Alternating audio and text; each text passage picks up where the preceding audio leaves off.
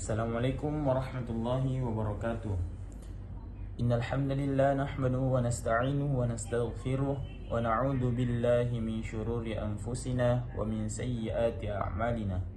Man yahdihillahu fala mudilla lahu wa man yudlil fala hadiya lahu.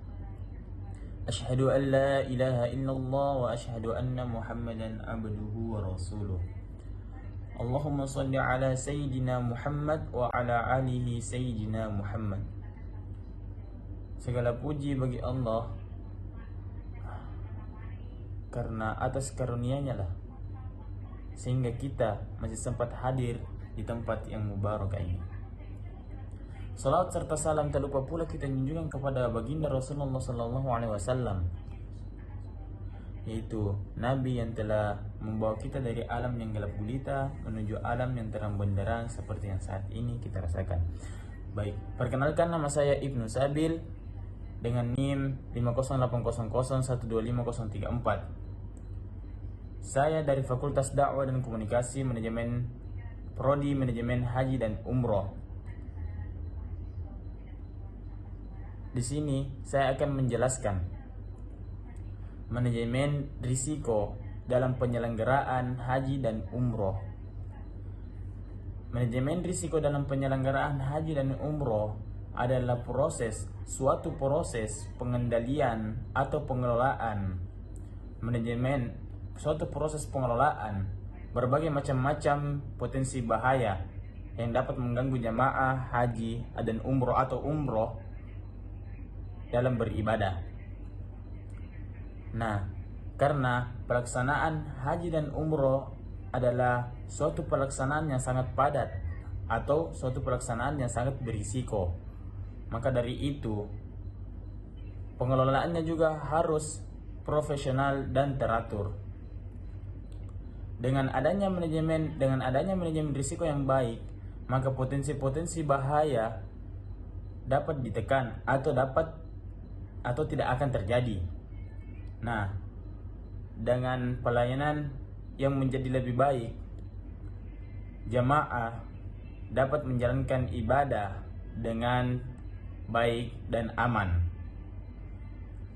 Adapun alasan saya mengambil tema ini adalah agar mendukung peningkatan kualitas pelayanan, seperti memperbaiki manajemen operasional di Kemenat atau di travel. Jadi, poin-poin utama manajemen risiko haji dan umroh adalah yang pertama, 1. Identifikasi risiko, yang mencakup dengan identifikasi risiko seperti risiko keselamatan. Contohnya seperti jamaah tersesat, terinjak dalam kerumunan, ataupun jatuh. Yang kedua, ada risiko kesehatan.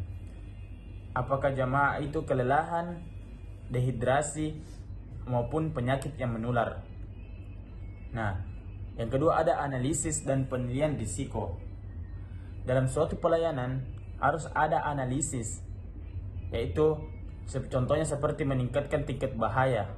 Apakah bahaya itu sedang, apakah bahaya itu rendah maupun tinggi. Yang kedua, menganalisis dampak apabila terjadi gangguan ibadah, kecelakaan, bahkan kematian.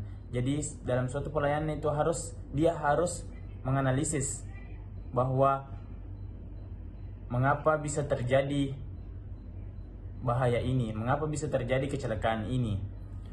Nah, adapun ketiga, pengendalian risiko.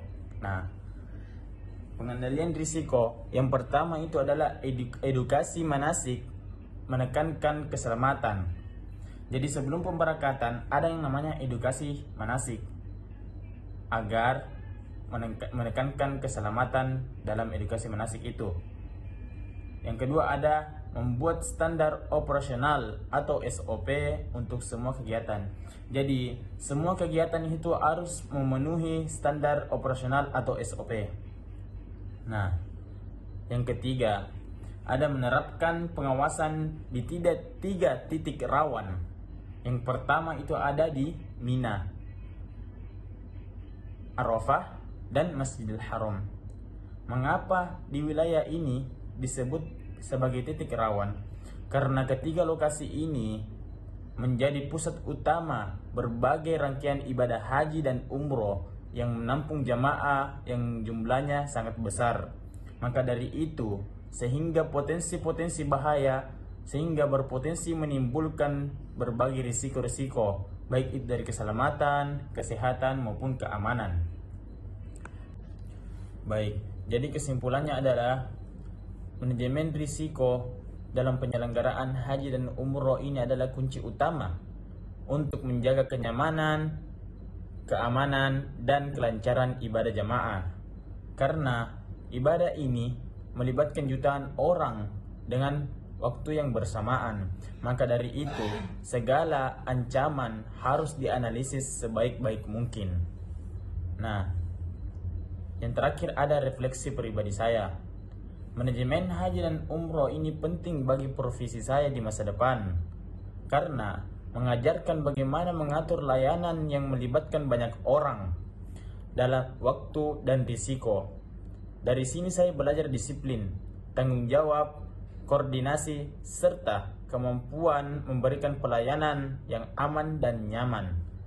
Pengetahuan ini akan menjadi bekal di masa depan untuk berharga untuk bekerja secara profesional, beretika, dan siap menghadapi berbagai macam-macam situasi di dalam dunia kerja, terutama yang berkaitan dengan pelayanan umat. Baik, mungkin itu saja yang sempat saya sampaikan tentang manajemen risiko dalam penyelenggaraan haji dan umroh. Sekian dan terima kasih. Wabillahi taufiq wal hidayah. Wassalamualaikum warahmatullahi wabarakatuh.